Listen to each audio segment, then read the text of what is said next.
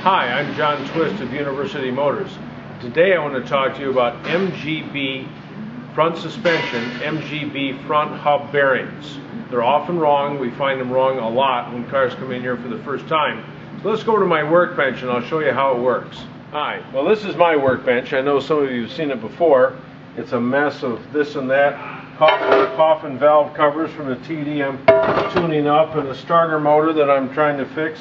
But today I'm here to show you about the front bearings on an MGB. Here's the kingpin, and here's our hub. On the outside is a nut that holds the whole thing tight, of course. So here's the nut. That's easy. Then on the outside we have a tagged washer. You can see the tag in the middle of it to keep it from spinning. And underneath that we have the outer taper bearing. Then on the inside of our hub, of course, we've got the inner taper bearing from the outer hub bearing and the inner hub, the inner taper from the inner bearing. Then on here we have a series of shims. More about that in a minute. A spacer, the inner hub bearing, and finally a spacer for the inside of here. So this is the proper setup and the proper order, the way that a front MGB should be put together. Now imagine a piece of conduit, electrical conduit. You can put it up against your knee and bend it. Okay? Imagine a piece of rod. You can put that up against your knee and bend it. But if you put that rod down the center of the tubing and tighten it up on either end, it comes under stress, and because it's under stress, you can't bend it. Now that's the same thing that's going on here. Our rod that we talked about before is our stub axle here, and the tubing that goes around it is made up of this piece here, which accounts for the radius on the inside of here. We can't have a 90-degree cut here and break off, so we have this spacer, so that's part of our outside.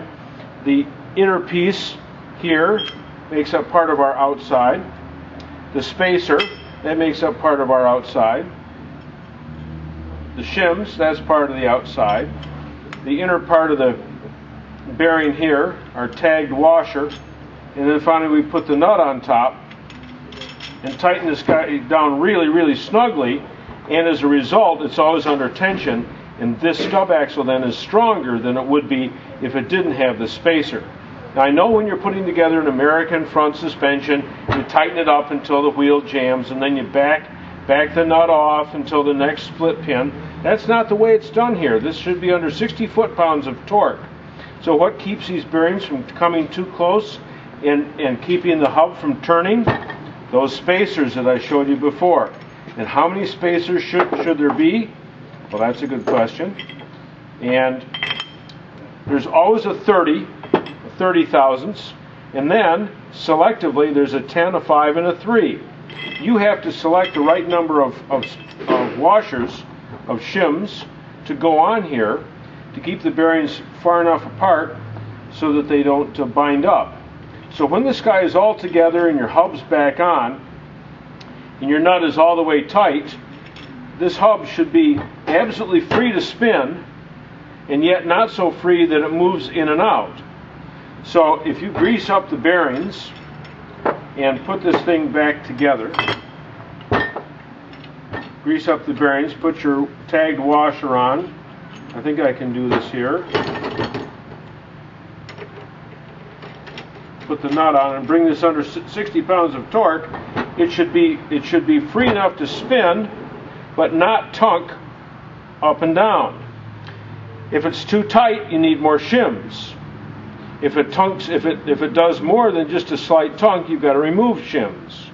If you want to be really special, you can put a magnetic dial indicator on here with the leg pushing on the middle and move it in and out, and you're looking for an end float, like all the rest of the end floats in the car, of 2 to 3 thousandths. You know, when you're doing these at home and lubing them, you never have to take it all the way apart. You only have to shake it and get this outer bearing out here. This is the only one that ever goes dry. The inner bearing always has grease on it, always. But the outer bearing can dry out. So you put some grease in here, you grease it up, put it back together. What I'm telling you is you never have to take the hub off to grease the inner wheel bearing. the inner wheel bearing gets greased from the grease that sloughs off the outer wheel bearing. So even in the case where this has dried out, turned the stub axle blue, and snapped it off, which I've only seen once, the inner bearing still had grease on it, so you don't have to grease that inner bearing. Okay, again, if you get too much of a tunk, take shims out. If you don't have any tunk and it's not spinning freely, add some shims. It's as easy as that. But remember that this is supposed to be under about 60 foot-pounds of torque. That's it for today, MGB front bearings. So we'll look forward to seeing you tomorrow. Say, for those of you who came to the summer party, it was a real fun time. We had 250 MGs on the field on Saturday. A lot of beautiful, beautiful cars, but probably a lot of them with wrong wheel bearings, you know.